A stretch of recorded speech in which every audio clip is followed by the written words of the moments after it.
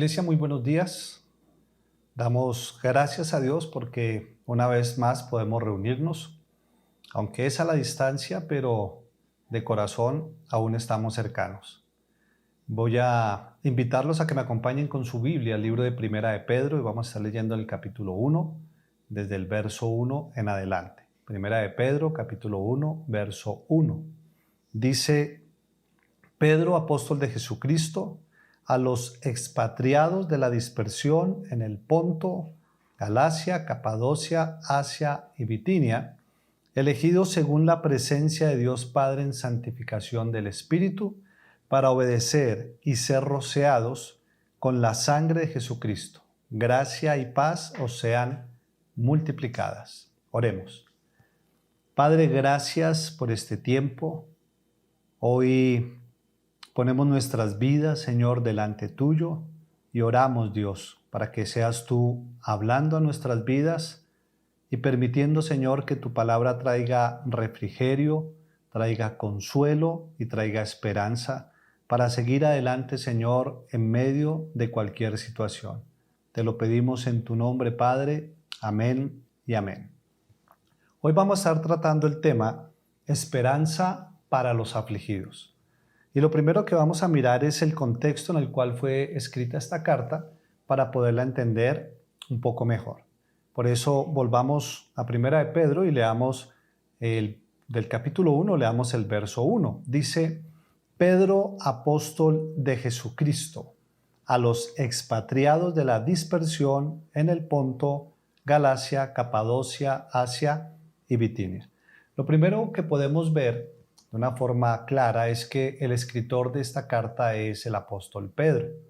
Yo sé que todos recordamos a Pedro y lo recordamos por varias cosas, pero dos de ellas es que era un hombre con un carácter impulsivo y de alguna manera hablaba mucho y actuaba en momentos donde tal vez algunos otros se hubiesen quedado quietos. Digo esto porque usted lo recordará cuando Jesús fue arrestado. Él saca espada y corta oreja, por eso algunos dicen que es el primer torero en la Biblia, pero también nos recordamos que en medio de una tempestad el Señor, dice la historia, se acerca caminando sobre las aguas. Pedro, siendo impulsivo para actuar, le pide que si Él es el Señor, que Él también pueda caminar sobre las aguas, y usted recordará que Él empieza a caminar sobre las aguas, pero dice la palabra que cuando él ve las olas y el viento, él se llena de temor y empieza a hundirse. Así es de que ahí encontramos a un Pedro hundido, clamando ayuda. Pero como dijo alguien, es mejor un Pedro mojado que un Tomás seco. Ahora, también era un hombre impulsivo no solo para actuar, sino también para hablar.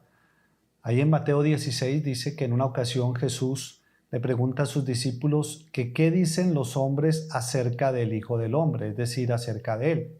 Y cada uno comenta lo que ha escuchado decir, pero Pedro le dice: tú eres el Cristo, el Hijo del Dios viviente. Jesús le recuerda que esa revelación la recibió del Padre, pero luego de que Jesús comienza a decirle a sus discípulos que Él tendría que ir a Jerusalén y sufrir mucho allí, allí encontramos a Pedro una vez más con su dificultad para callar, reprendiendo al Señor y diciéndole que él no debía permitir eso.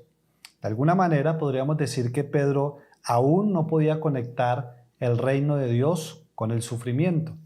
Usted recordará que luego de que Jesús es apresado, Pedro le sigue de lejos y se acercan unas guardas y unas personas para preguntarle que si él conocía a Jesús. Y Pedro lo niega, evitando ¿qué? El sufrimiento. Ahora, esto es algo que no solo le pasa a Pedro, sino que nos pasa a muchos de nosotros. Cuando nosotros pensamos en el reino de Dios, generalmente lo conectamos solo con bienestar. Cuando nos acercamos a Dios, queremos éxito en lugar de pruebas, queremos poder en lugar de dolor, pero cuando Dios manifiesta su plan en nosotros, el cual en muchas ocasiones incluye sufrimiento, es ahí cuando le reclamamos y le decimos por qué permite esas cosas, o simplemente negamos nuestra fe y de alguna manera empezamos a alejarnos de Él.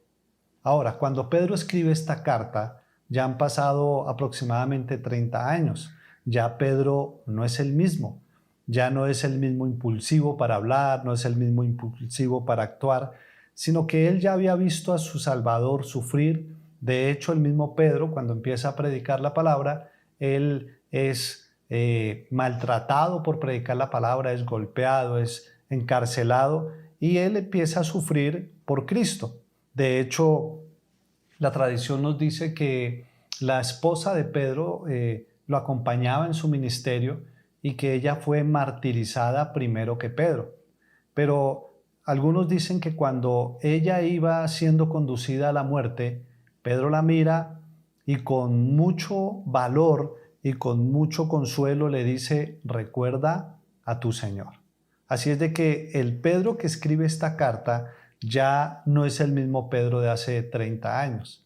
Esta carta, Esperanza para el afligido, no es escrita por un hombre desde su conocimiento teológico, sino que es escrita por un hombre que ha tenido esa experiencia.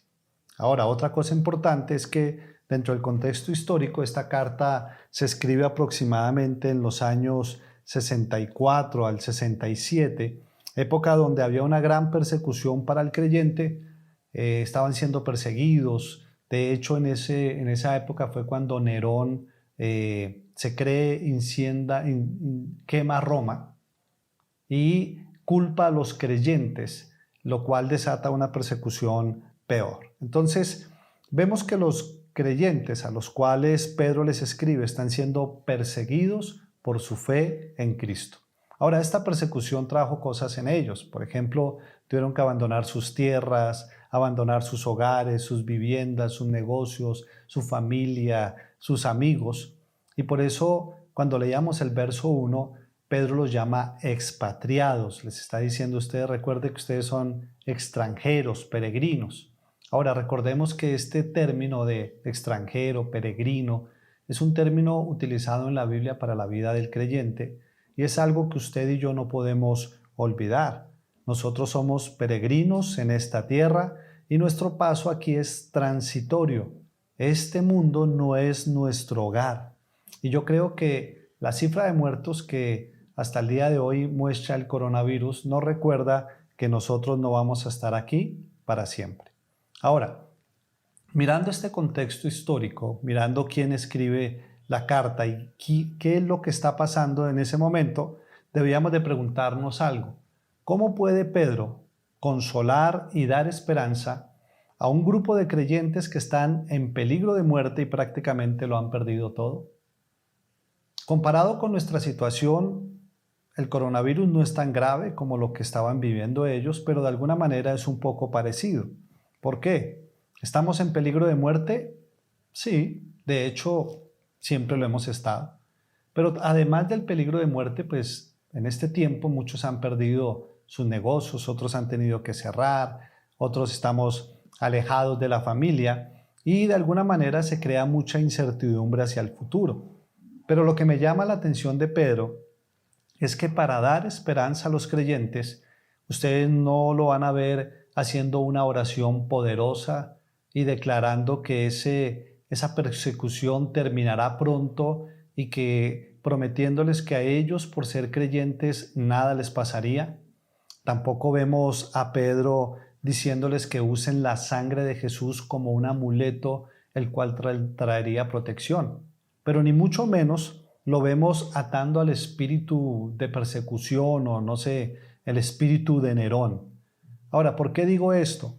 Porque el tipo de enseñanzas que estamos viendo hoy en día son así, dando de alguna manera una falsa esperanza al creyente. Ahora, cuando nosotros miramos la historia de la iglesia, no solo la primitiva, sino en la historia de la iglesia, estas prácticas nunca se hicieron presentes. Entonces, pensemos, ¿qué hizo el apóstol Pedro para darles una verdadera esperanza a los creyentes afligidos? Volvamos al pasaje leído inicialmente. Primera de Pedro, capítulo 1, verso 1. Pedro, apóstol de Jesucristo, a los expatriados de la dispersión en el Ponto, Galacia, Capadocia, Asia y Bitinia, elegidos según la presencia de Dios, Padre en santificación, del Espíritu para obedecer y ser rociados con la sangre de Jesucristo. Gracia y paz os sean multiplicadas. Lo primero que encontramos que hace el apóstol Pedro para traer esperanza al afligido, les recuerda una gran verdad: son salvos. Pedro les dice, ustedes son salvos. Y también les recuerda que su salvación está cimentada en la obra perfecta de toda la Trinidad. Note el verso 2. Dice, elegidos según la presciencia de Dios Padre. Es decir, les recuerda que ellos son salvos porque Dios los eligió. Pero no solo eso, también les dice en santificación del Espíritu. Son salvos porque Dios los eligió, pero fueron santificados por el Espíritu Santo. Y luego les dice o les recuerda para obedecer y ser rociados con la sangre de Jesucristo. Les recuerda que la limpieza y el perdón de sus pecados y de alguna manera el ser hechos participantes del nuevo pacto fue a través de la obra de Jesucristo. Pedro de alguna manera quiere que en medio de la situación difícil que ellos están viviendo, la iglesia no olvide la posesión más importante que ellos tienen, la salvación. Ahora, preguntémonos algo. ¿Hay algo mayor o de mayor valor en esta vida que la salvación eterna? ¿Cree usted que hay algo que tenga más valor que eso? Yo creo que la respuesta de todos nosotros debiera ser un no rotundo. Recuerde que el mismo Señor Jesús allá en Mateo capítulo 16, verso 26 dijo, ¿qué aprovechará al hombre si ganare todo el mundo y perdiere su alma? Ahora, quisiera hacerle otra pregunta. ¿Estaría usted dispuesto a cambiar su salvación por una vida sin sufrimiento aquí en la tierra? Le pregunto nuevamente, ¿estaría usted dispuesto a cambiar su salvación por una vida sin sufrimiento aquí en la tierra? Si su respuesta es sí, yo le invito a que revise su salvación. Porque no existe nada en este mundo, un bien más grande que el ser salvos. El problema es que muchos cristianos podemos olvidar con frecuencia esta verdad. Y cuando olvidamos esta verdad, perdemos toda esperanza en este mundo. Y es cuando empezamos a sentirnos solos, cuando en realidad Él prometió estar con nosotros todos los días hasta el fin del mundo. Cuando olvidamos esta verdad, nos sentimos no amados por Dios, cuando en realidad la Biblia nos dice que Él nos ha amado con amor eterno. Ahora, note otra cosa.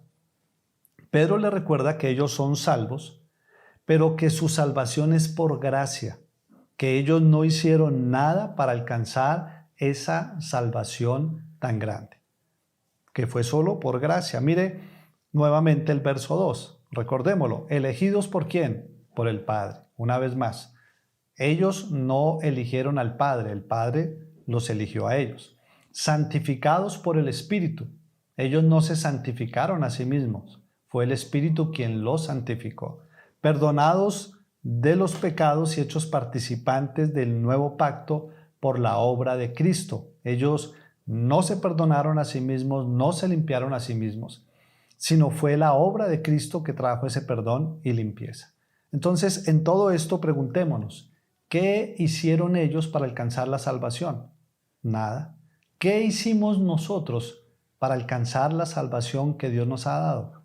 Nada, solo creer con la fe que Él nos dio. Entonces, iglesia, en medio de esta situación difícil y en medio de cualquier situación difícil que usted y yo podamos enfrentar, nunca olvidemos la verdad de nuestra salvación por gracia. Tenemos el bien más valioso que jamás hayamos podido tener y es nuestra salvación. Ahora, aunque podríamos decir que esta verdad es suficiente para seguir adelante en medio de cualquier adversidad, Pedro les recuerda algo más. Acompáñeme ahí a 1 de Pedro, capítulo 1, y vamos a leer el verso 3. Dice, bendito el Dios y Padre de nuestro Señor Jesucristo, que según su grande misericordia nos hizo renacer para una esperanza viva por la resurrección de Jesucristo de los muertos. La segunda cosa que Pedro le recuerda es que su salvación es segura y no solo segura, es eterna. Mire, así como la cruz no fue el fin de la historia de Cristo, la cruz tampoco es el fin de nuestra historia. ¿Por qué lo digo? Porque Cristo resucitó y nosotros, dice la Escritura, un día resucitaremos con Él y disfrutaremos de la vida eterna. Los teólogos dicen que esa es nuestra esperanza viva. Ahora, hay una diferencia entre la esperanza general y la esperanza del creyente. La esperanza en general se define como un estado optimista donde la persona, aunque no sabe qué va a pasar, simplemente espera que pase lo que él quiere. Me explico. Por ejemplo, alguien dice, yo espero dormir bien esta noche. Esa es una esperanza, pero no se sabe si va a poder dormir bien esta noche. De hecho, no sé si a alguno de ustedes le haya pasado en este tiempo. A veces en la noche, 1, 2 de la mañana, yo me despierto sin saber por qué. Realmente no es que haya una preocupación en mi corazón por lo que está sucediendo, pero no duermo a veces como quisiera. No sé si le esté pasando. Pero eso es una esperanza en algo que no sabemos si va a ocurrir. Sencillamente deseamos que ocurra. O de pronto alguien dice, yo después de esto espero obtener un mejor trabajo. No sabemos si pueda pasar o no pueda pasar. O espero que todo salga bien, pero nada de esto es seguro. Ahora, cuando nosotros hablamos de la esperanza del creyente, es otra cosa. ¿Por qué? Porque la esperanza del creyente es fruto de su fe. Es decir, la esperanza del creyente está fundamentada en la fe de quien Dios es y lo que Él ha dicho. Por lo tanto, la esperanza del creyente no es una esperanza en posibilidades, no, es una esperanza segura porque descansa en el carácter inmutable de Dios y sus promesas. Miremos qué más les dice el apóstol Pedro con respecto a esa salvación segura. Volvamos al verso 3 de 1 de Pedro 1. Dice, bendito el Dios y Padre de nuestro Señor Jesucristo, que según su grande misericordia nos hizo renacer para una esperanza viva por la resurrección de Jesucristo de los muertos, para una herencia incorruptible. Note cómo es esa herencia. Incorruptible, incontaminada e inmarcesible, reservada en los cielos para vosotros, que sois guardados por el poder de Dios mediante la fe para alcanzar la salvación que está preparada para ser manifestada en el tiempo postrero.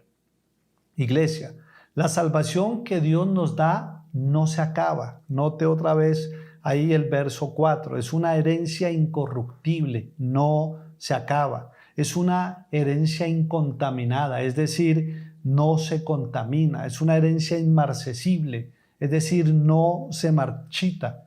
Es una herencia completamente segura porque el mismo Dios que nos la dio es el mismo Dios que nos va a guardar hasta alcanzarla.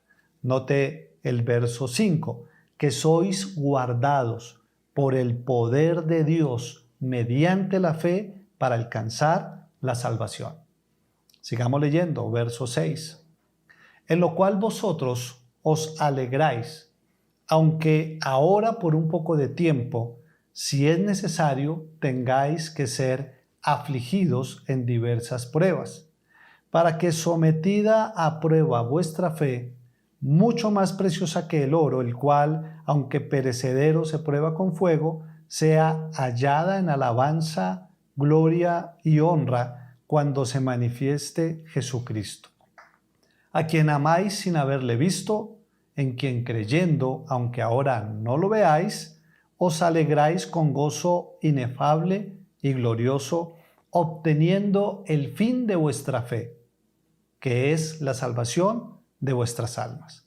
Ahora, Pablo, aunque le recuerda que la salvación es segura, y es segura porque es el mismo Dios que nos la dio, ese es el mismo Dios que nos guarda en esa salvación, también le recuerda que la salvación no garantiza en nosotros un bienestar aquí en la tierra. ¿La salvación es segura? Sí. ¿El bienestar aquí en la tierra es seguro? No. Dios no lo prometió así. De hecho, el salmista ya en el Salmo 46, en el verso 1, dice: Dios es nuestro amparo y fortaleza, nuestro pronto auxilio en las tribulaciones. Cuando el salmista expresa esta verdad, él está presuponiendo aflicciones. Note, ¿Dios es nuestro amparo y fortaleza? Sí, pero además dice nuestro pronto auxilio en las tribulaciones. Es decir, él está reconociendo que siempre en la vida habrá ¿qué? Tribulaciones. De hecho, el mismo Jesús dijo: en el mundo tendréis aflicción, pero confiad, yo he vencido al mundo. Me llamó la atención también algo que decía San Agustín, uno de los padres de la iglesia. Él decía: Dios solo tuvo un hijo sin pecado, pero ninguno sin sufrimiento. Y cuando vemos la vida de todo creyente, incluso la vida del mismo Señor Jesús aquí en la tierra, esa vida incluyó ¿qué? Sufrimiento. Así es de que la salvación de Dios nos garantiza vida eterna, sí, pero no nos garantiza una vida sin aflicciones. Y en el pasaje que acabamos de leer, también vemos cómo el apóstol Pedro hace una comparación de la fe con el oro. Ahora, recuerde algo importante. El oro es probado en el fuego no para destruirlo. Sencillamente es probado para mirar su autenticidad y además para limpiarlo de impureza. Y lo mismo sucede con nuestra vida, con la vida del creyente, con la fe que hemos puesto en él.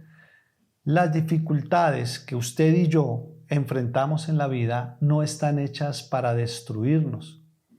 Toda dificultad que Dios ha permitido y permitirá en nuestra vida tiene el propósito de probar la autenticidad de nuestra fe y para purificarnos.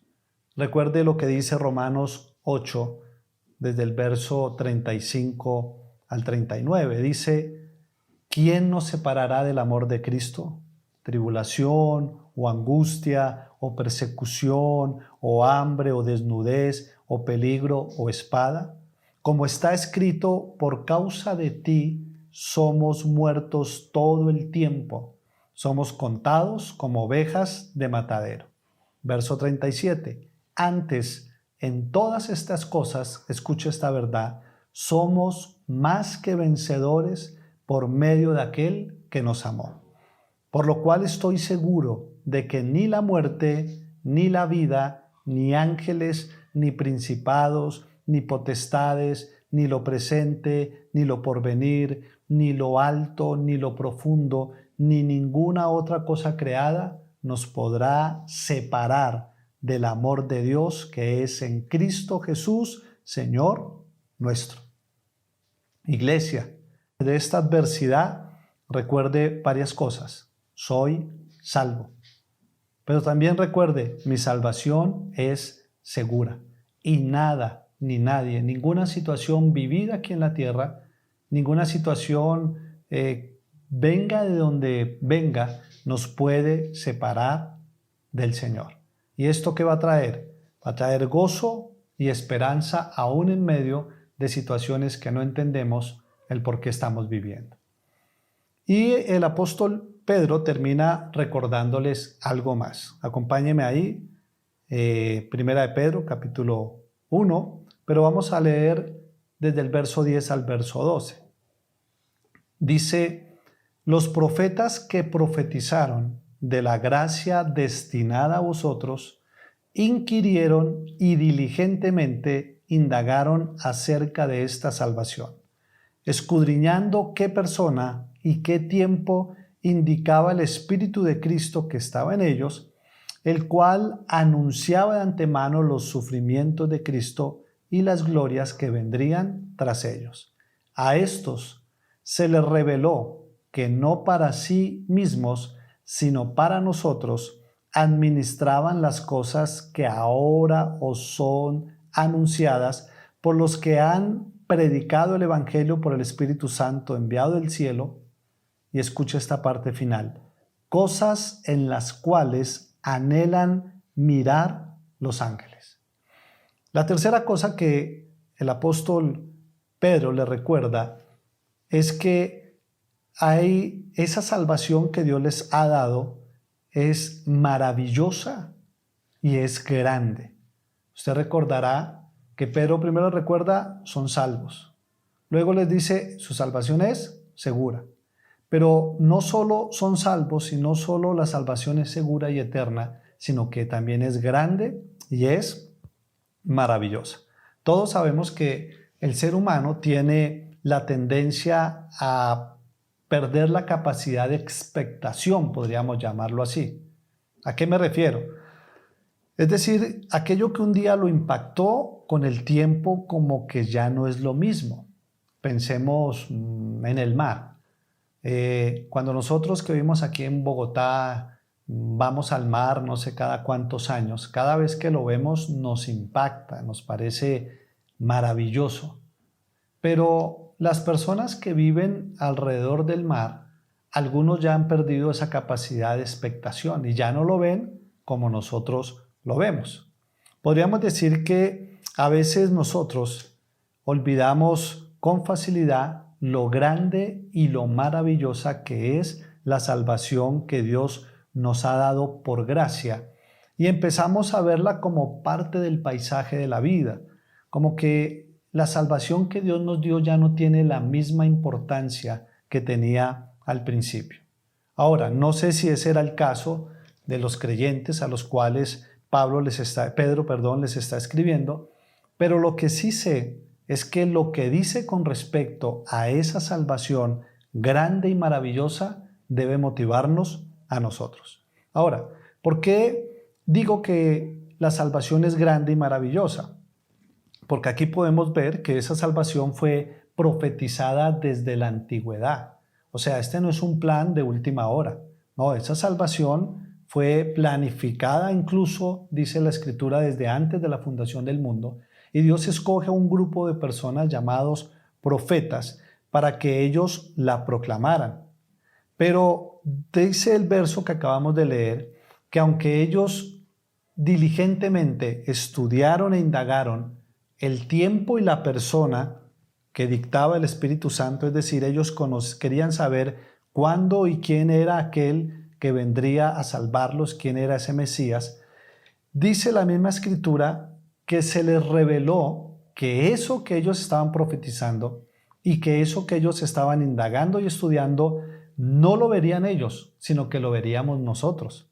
Y por eso es grande y maravilloso. Yo sé que a veces nosotros todos pensamos, chévere haber sido un profeta.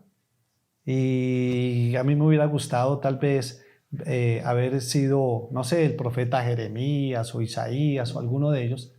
Pero no nos damos cuenta que la revelación que tenemos nosotros hoy en día no la tuvieron ellos. Porque aunque ellos sí profetizaron acerca de la venida del Salvador, ellos no han experimentado o no experimentaron lo que usted y yo estamos experimentando por la obra de Jesucristo. Ellos lo experimentaron de otra forma y alcanzaron su salvación colocando su fe en el Salvador que vendría. Pero nosotros hemos puesto nuestra fe en el Salvador que ya vino, y la revelación para nosotros y la experiencia de salvación es mucho más grande. Por eso el pensar en qué bueno haber sido un profeta, déjeme decirle que es mejor ser un cristiano hoy en día que ser un profeta de la antigüedad. El mismo Señor Jesús allá en Mateo 11:11 dijo, de cierto os digo, entre los que nacen de mujer no se ha levantado otro que Juan el Bautista. Pero escuche, pero el más pequeño en el reino de los cielos mayor es que él.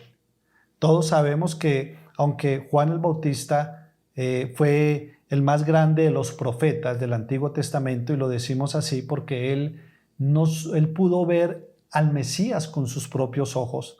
Jesús está diciendo que los creyentes después de la cruz somos mayores que Juan porque experimentamos la obra expiatoria de Cristo. ¡Qué privilegio! Es tan maravillosa la salvación que Dios nos ha dado que decía el verso final que hasta los ángeles anhelan mirar. Veamos el verso 12 nuevamente. Dice: a esto se le reveló que no para sí mismos, es decir, para los profetas, sino para nosotros, administraban las cosas que ahora os son anunciadas por los que han predicado el Evangelio por el Espíritu Santo enviado desde el cielo, cosas en las cuales anhelan mirar los ángeles. Recordemos varias cosas de los ángeles. Dice la palabra que los ángeles rodean el trono de Dios. Dice la Escritura en Hebreos que los ángeles son los mensajeros que Dios envía para ayudar a aquellos herederos de salvación. Dice también la palabra que cuando un pecador se arrepiente, los ángeles se regocijan. También dice la Escritura que en el día del juicio serán los ángeles los que reunirán a los elegidos. Pero sin embargo, el conocimiento que los ángeles tienen de la salvación de los hombres es incompleto. Y por eso dice allí que ellos anhelan mirar, anhelan contemplar ese misterio de salvación. Algunos teólogos dicen que cuando la palabra anhelan está expresando que ellos extienden el cuello. Ellos anhelan mirar lo grande y maravillosa que es nuestra salvación. Entonces, iglesia, no lo olvide, somos salvos. Esa salvación es segura. Y no solo segura, es grande y maravillosa. Estos son motivos suficientes para tener esperanza en este tiempo de crisis y en cualquier otro tiempo. Amén. Quiero terminar con algunas palabras finales. Si usted que me escucha no ha puesto su fe en Jesucristo, le tengo una mala noticia. No cuenta con una esperanza segura para el futuro. Recuerde que la esperanza puesta en el lugar incorrecto siempre será una tragedia, porque nunca garantizará nada. La esperanza sin esperanza desespera. Esperar sin esperanza no ayuda. Por eso, hermano, yo le animo a que venga Dios en arrepentimiento y fe y coloque toda su confianza en la obra de Jesucristo para alcanzar su salvación. Entréguele toda su vida a Él. Ahora, si usted que me escucha ya es creyente, yo le quiero recordar que frente a la crisis y a la adversidad, no olvide varias cosas. Número 1, somos peregrinos, somos extranjeros en esta tierra. Este mundo que nos rodea no es nuestra morada final. Todo lo que hay aquí es temporal y nada nos llevaremos. La segunda cosa es que no olvide nunca que usted cuenta con el mayor regalo que haya podido recibir en toda su vida, la salvación. Y esa salvación, dice la palabra, es segura, porque no depende de nosotros, depende completamente de Dios. La tercera cosa es que no olvide que ni en esta crisis ni en ninguna otra crisis tendrán la capacidad de destruirlo o de acabarlo, sino que cada crisis que nosotros podamos vivir en nuestra vida, ellas probarán nuestra fe, la cual un día se manifestará, dice la Escritura, en alabanza y gloria cuando Cristo vuelva. Y por último, jamás olvide lo grande y maravillosa que es la salvación que Dios nos ha dado. Amén. Oremos. Padre, queremos darte gracias por este tiempo. Gracias, Señor, por la palabra que hoy has traído a nuestras vidas, en las cuales nos recuerdas grandes verdades. Pero antes que nada, Señor, queremos pedirte perdón, porque tal vez en estos tiempos de dificultad, de crisis, en estos tiempos donde no sabemos ¿Qué va a suceder? Tal vez hayamos podido cuestionarte, Señor, hayamos aceptado dudas, temor en nuestro corazón que nos han llevado a la desesperanza. Pero hoy a través de tu palabra, tú nos invitas, Señor, a tener esperanza. Por eso queremos darte gracias. Y comenzamos a darte gracias primeramente por esta crisis. No entendemos aún la razón, suponemos muchas razones, pero si tú has permitido este tiempo de cuarentena, este tiempo de aislamiento, este tiempo donde el mundo se ha detenido, es porque hay alguna razón, hay un propósito. Sabemos, Señor, que todas las cosas suceden conforme a tu soberanía y a tu voluntad. Por eso, confiados en esa soberanía, queremos darte gracias, Señor. Gracias. Gracias porque aún en medio de estos tiempos, tú nos has ayudado, nos has provisto, nos has guardado y por eso podemos descansar en ti. Hoy queremos darte gracias, Señor, porque nos has dado el regalo más importante y más grande que jamás alguien pueda recibir y es la salvación. Gracias, Señor, por salvarnos. Gracias, Padre, por elegirnos. Gracias, Espíritu Santo, por santificarnos. Gracias, amado Jesucristo, por venir y pagar el precio por nuestros pecados y por traer limpieza, por traer perdón. Gracias por hacernos participantes de ese nuevo pacto. Gracias, Señor, te damos gracias por esa salvación grande y maravillosa, Señor, que tal vez a veces no alcanzamos a comprender. Ayúdanos, Señor, a ser conscientes que tenemos lo que necesitamos en esta vida y es la salvación grande y maravillosa que tú nos has otorgado. Ayúdanos, Señor, a recordar siempre estas verdades y a vivir puestos nuestros ojos en Jesucristo, a vivir mirando, Señor, hacia ti, confiados de que todo lo que vivimos aquí en esta tierra es temporal y que un día, Señor, te veremos tal cual eres y disfrutaremos eternamente, Señor, de esa salvación que ya nos diste. Hoy bendecimos tu nombre, Señor, y te damos gracias en el nombre de Jesús. Amén y amén. Iglesia, Dios los bendiga. Un abrazo y espero nos veamos pronto. Bendiciones.